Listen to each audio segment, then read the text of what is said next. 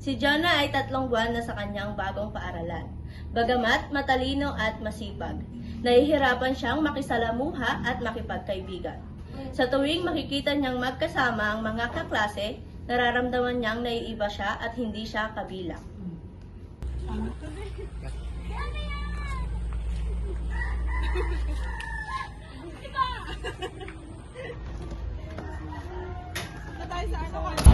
Jonah, magandang umaga. Hindi ka ba kasama sa mga klase mo? Mukhang ikaw lang yata ang naiwan dito. Sir, okay lang po ako dito at saka kahit gusto ko pong sumama sa kanila, parang hindi po nila ako gusto. Naintindihan ko, Jonah. Mahirap nga naman makahanap ng mga bagong kaibigan sa isang bagong school, lalo na't hindi mo pa sila gaanong kilala. Pero alam mo ba, Jonah, na minsan ang unang hakbang para magkaibigan ay magsimula sa ating sarili. Ano pong ibig niyong sabihin, sir? Ibig sabihin, bago mo hilingin na makipagkaibigan sa kanila, subukan mo munang magtiwala sa sarili mo. Ipakita mo sa kanila ang iyong tunay na ikaw.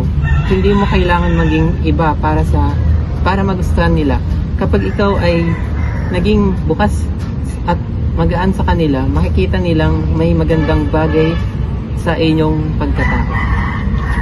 Pero paano po, sir? Hindi ko po kasi alam kung paano simulan. Saka lagi pong may takot sa akin na baka hindi po nila ako gustong maging kaibigan po.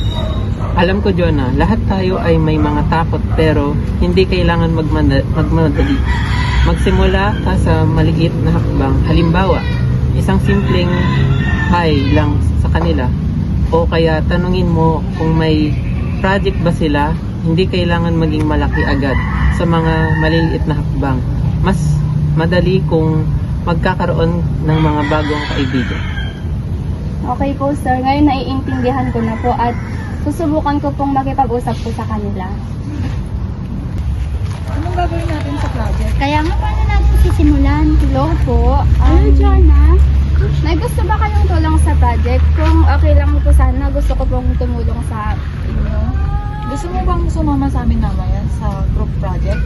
Oo, kasi kulang kami ng isang member. Talaga? Yeah. Sige, syempre gusto ko. Sige, upo ka muna.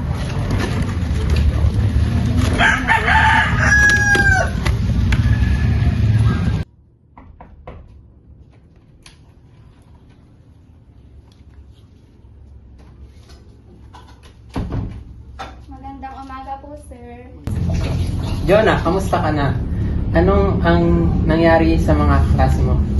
Sir, okay na po. Nakipag-usap na po ako sa kanila at saka meron na po akong mga bagong kaibigan at hindi na rin po ako natatakot o nahihiya po na makipag-usap pa po or makisalamuha sa mga kaklase ko po, sir.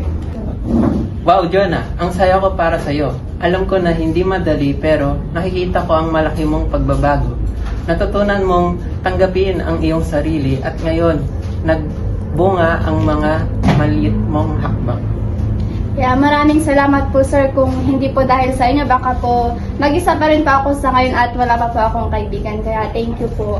Walang anuman, Jonah. Minsan kailangan mong lang maniwala sa iyong sarili at magsimula sa maliit na hakbang at maging bukas sa iba. May mga tao na handang maging kaibigan mo. Sa tulong ni Sir Romel at sa mga maliit na hakbang na ginawa ni Jonah para makipag-ugnayan sa kanyang mga kaklase, natutunan niyang hindi laging madali ang makipagkaibigan. Pero nagiging mas magaan ito sa paglipas ng panahon at pagsisikap. Ngayon, mas tiwala na siya sa sarili at natutunan niyang hindi niya kailangan magbago para tanggapin at mahalin ng iba.